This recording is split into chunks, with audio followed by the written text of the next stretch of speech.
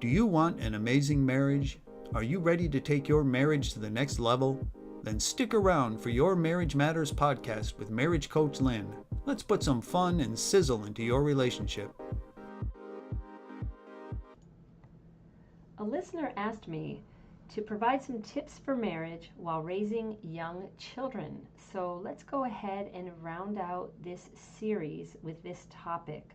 Let's say you've been married for 10 years and you have 3 children. My, oh my, this is quite different from the first year of marriage, right? Like most families, you're busy with children's activities and maybe you have very little white space on your calendar.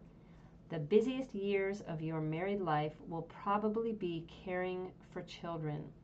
What is needed for these busy years? I have 7 pointers for you. Number 1, proper rest.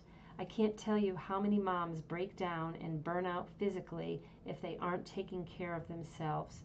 You might put yourself last, but sometimes you need to take care of you.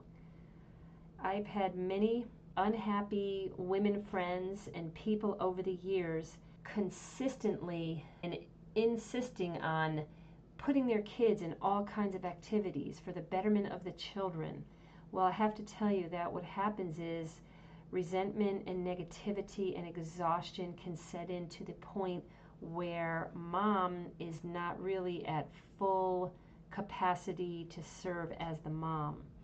And you have to know your limits, and you have to make decisions if you're going to be happy, if you're going to have a happy marriage, time for your husband. So please don't burn out. Get the proper rest.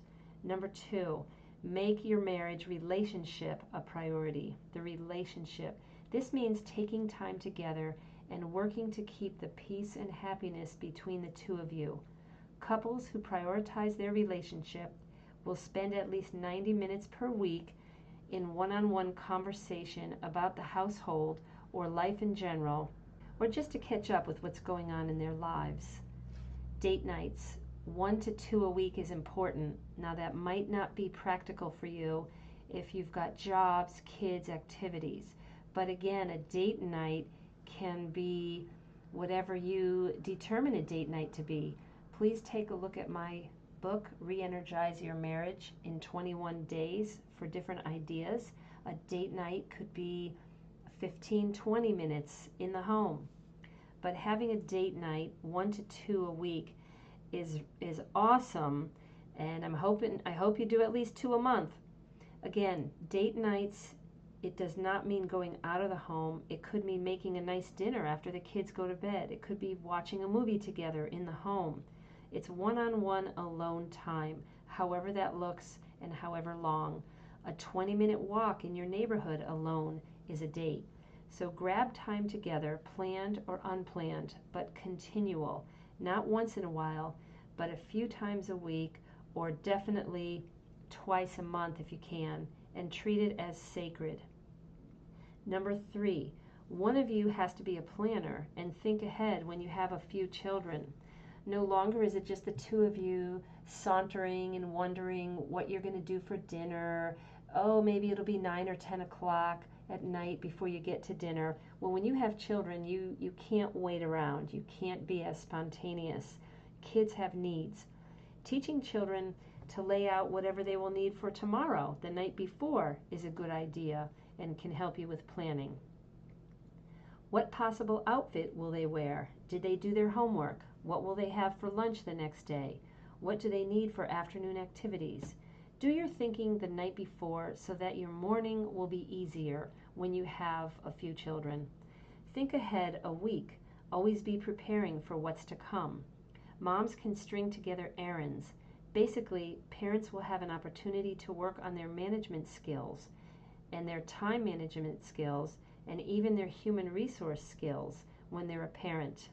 Not to mention negotiating skills, delegating skills, social director skills, and all kinds of skills.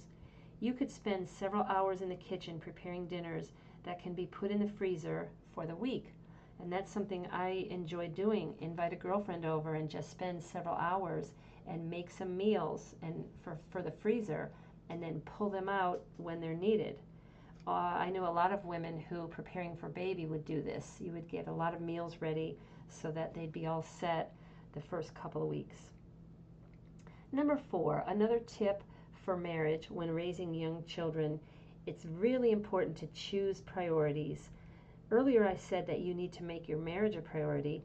You also need to make your kids a priority, not your mother, your cousins, your friends.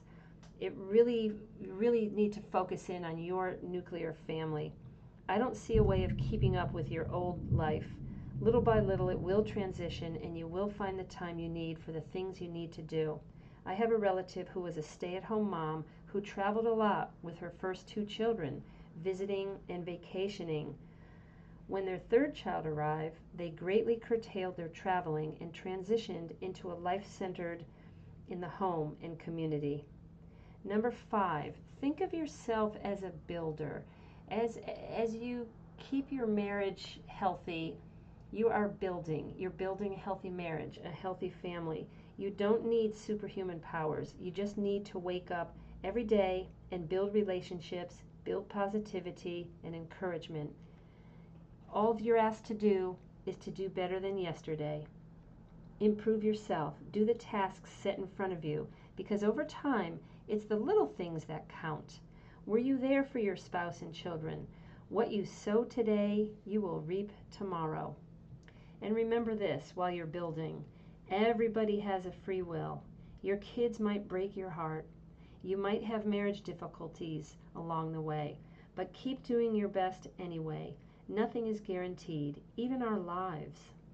Number 6, please visit my website for some ideas, marriagecoachlynn.com. I have a 10-minute hacks resource sheet, several ideas for you when you have only a few minutes. It might be uncommon to find major portions of time like you had during your newlywed years. A secret you can do is grab 10 minutes whenever possible. 10 minutes makes a big difference. One thing I did to take more time for myself was to give up sleep time.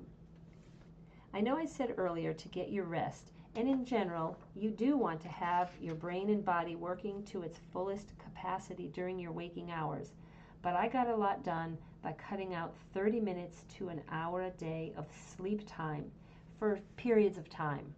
All right, I didn't make this a normal way of life, but as I kept myself healthier, I actually needed less sleep. And so in that 30 minutes to an hour, do not waste it on social media. That can really eat up your time. I was able to swim or work out early in the morning for many years, and my family didn't even notice, and it still doesn't notice. Number 7, very important tip as you are raising a family, keep the fun alive. Life is not dreary. It's not all tasks. It's not all driving the kids here and there.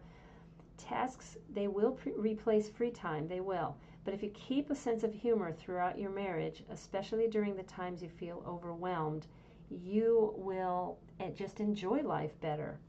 It's how you react and respond to what's given you in your life. At times, you will feel busy, but take a close look at what can be dropped.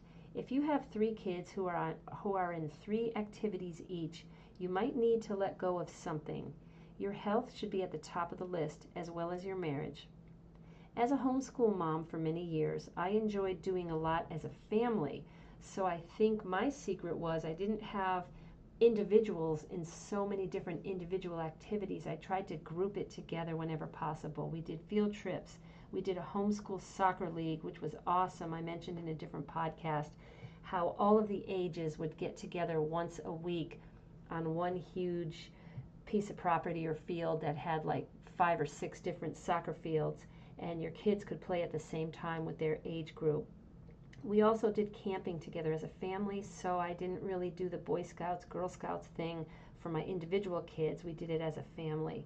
And that just helps when you have a larger family and many kids, to try to group them together, give them individual activities, yes, but also do things as a group. And I'm thinking another thing that worked well in our family was one-on-one time, that my husband, even to this day, he'll take our young adult daughters out on a father-daughter date, out to dinner or something, and to catch up when we see them. So you can do one-on-one time with your kids as well. We did many group activities though, and that's what helped us as we were raising our family. As I look back on those formative years, I like to think of raising children as fun, not a burden, not fraught with busyness and competition.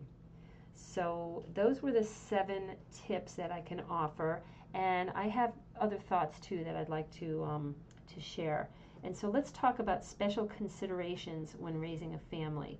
What if you're in your second marriage, or you're in a blended family situation? What if your parents are remarried? Your children might have 8 different grandparents. That's a lot of visiting outside the home to different households, different states, different people getting to know. And it's wonderful. It's wonderful that they have these people in their life, but it does create more logistics than the normal nuclear family if you had 4 grandparents. So, if possible, try to keep the peace and work on positive relationships for the sake of the children, even if you've had divorces and breakups and remarriages. Just, your goal is for the kids here. And you know that compromise is crucial, especially when one parent lives in another state or several hours away. You might have to deal with a summer that is hectic and not as restful. And it's just, remember to be fair. Be fair and be loving, and try to restore the peace.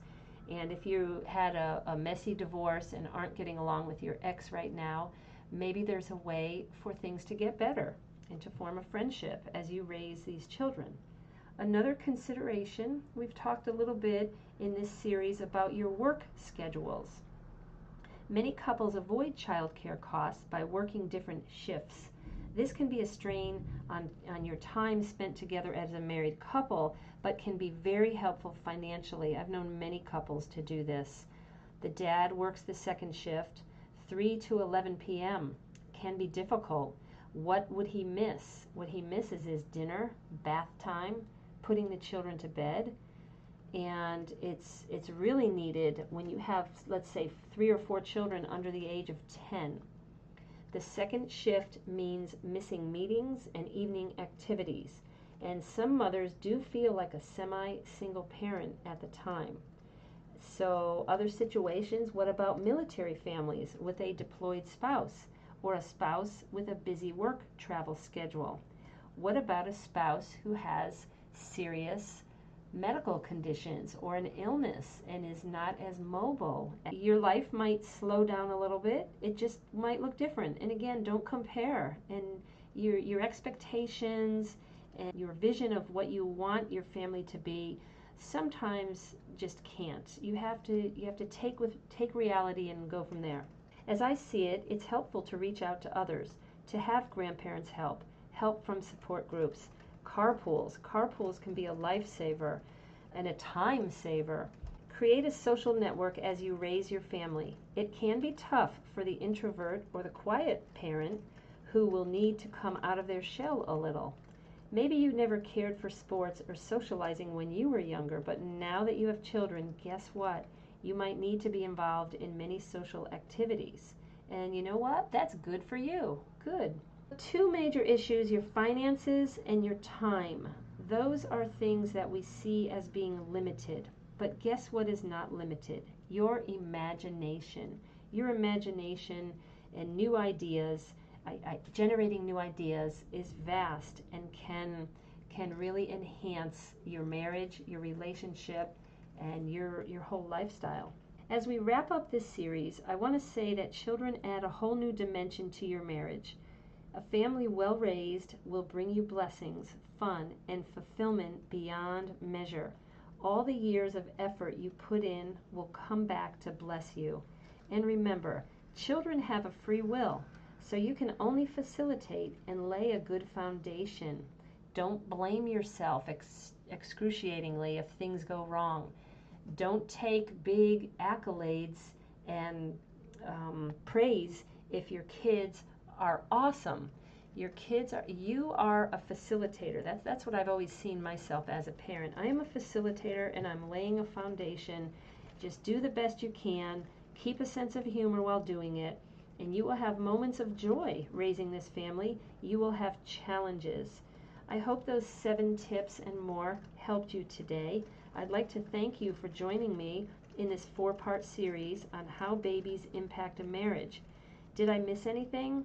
Do you want me to expand on something? If so, please drop a comment on my Facebook page, Marriage Coach Lynn, or write to me at lynn@marriagecoachlynn.com. Episodes are created from questions and concerns from listeners. If you enjoyed this series, please tell a friend about the podcast. Please subscribe to Your Marriage Matters podcast so that you won't miss anything. Episodes are released on Mondays. And as always, have a terrific week, and until next time, make your marriage great.